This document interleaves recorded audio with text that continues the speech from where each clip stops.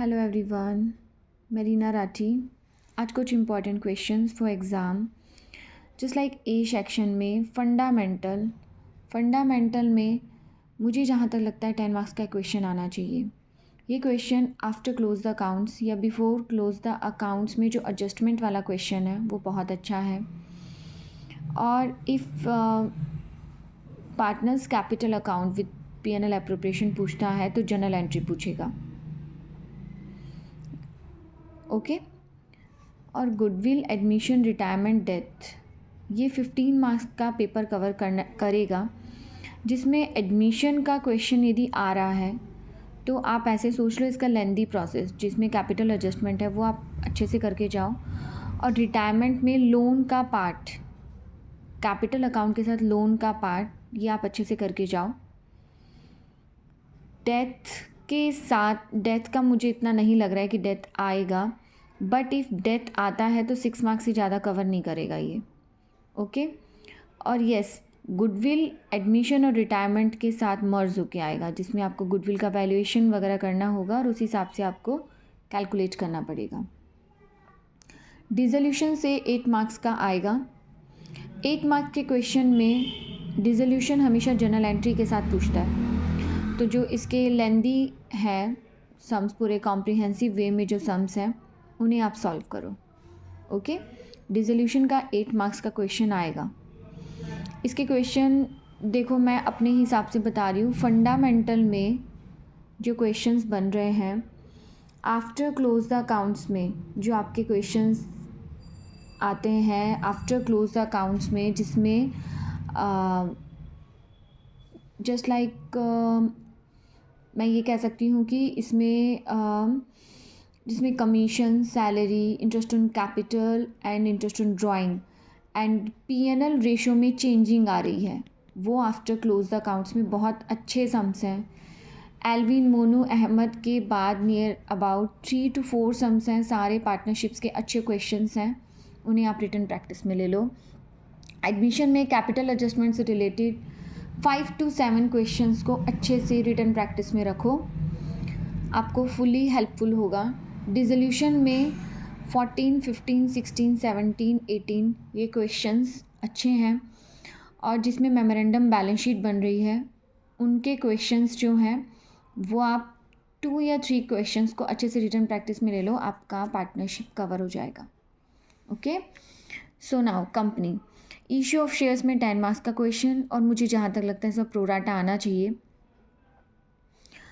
और if pro rata नहीं आ रहा है तो कॉल्स इन एडवांस का क्वेश्चन बहुत अच्छा बनता है। वो क्वेश्चंस जिसमें इंटरेस्ट भी आपको कैलकुलेट करना पड़ेगा, वो क्वेश्चंस अच्छे से करके जाओ। और यस, प्रोराटा के जो क्वेश्चंस हैं उनको आप रिटन प्रैक्टिस में एकदम अच्छे से रखो।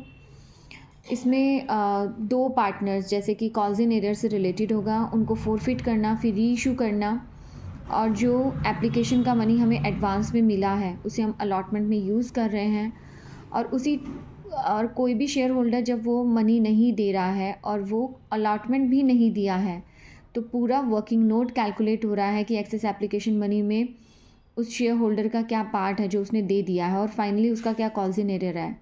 ये क्वेश्चंस इंपॉर्टेंट है, ये सारे क्वेश्चंस प्रैक्टिस में रखो। और कॉल्स इन एडवांस से रिलेटेड क्वेश्चंस हैं उन्हें आप प्रैक्टिस में ले लो। यदि बिफोर प्रोराटा आ रहा है, मतलब प्रोराटा नहीं आ रहा है, तो वो क्वेश्चन अच्छा बनता है, और यदि प्रोराटा आ रहा है तो प्रोराटा के क्वेश्चंस तो अच्छे ही बनते हैं, और आई थिंक एग्ज़ाम में इस बार प्रोराटा आएगा।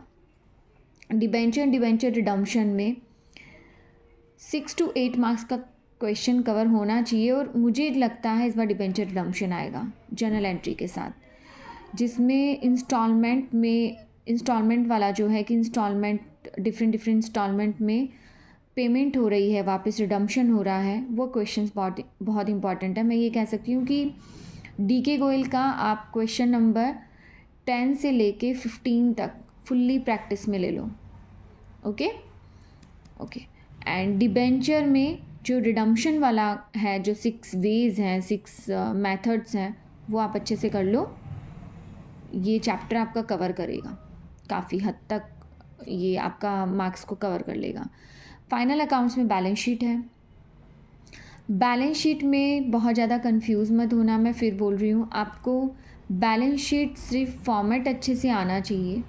Notes to accounts according to question बनता है और उसमें भी मोस्टली कैपिटल और रिजर्व एंड सरप्लस की कैलकुलेशन ही होती है, बाकी सब सिंपल होता है।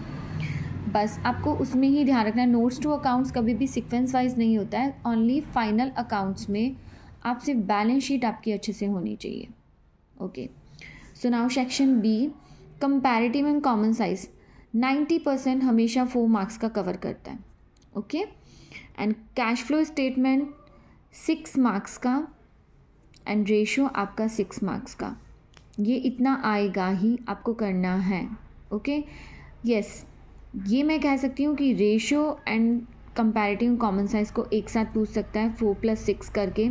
एंड कैश फ्लो का फुल सम यदि आता है 10 मार्क्स का, बहुत अच्छा सम बनता है जिसमें आपको ऑपरेटिंग, इन्वेस्टिंग और फाइनेंसिंग तीनों एक्टिविटी पूछेगा।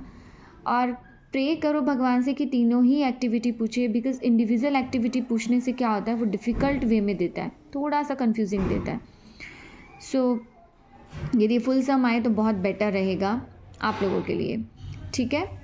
सो बाकी जो objective questions according to specimen जो बन रहे हैं उनकी प्रैक्टिस रखो, उनको स्पीडली करने की कोशिश करना, पेपर को टाइमली कंप्लीट करना, एटलीस्ट 15 to 20 मिनट्स पहले पेपर को कंप्लीट कर लेना जिससे कि आप रीचेक कर सको।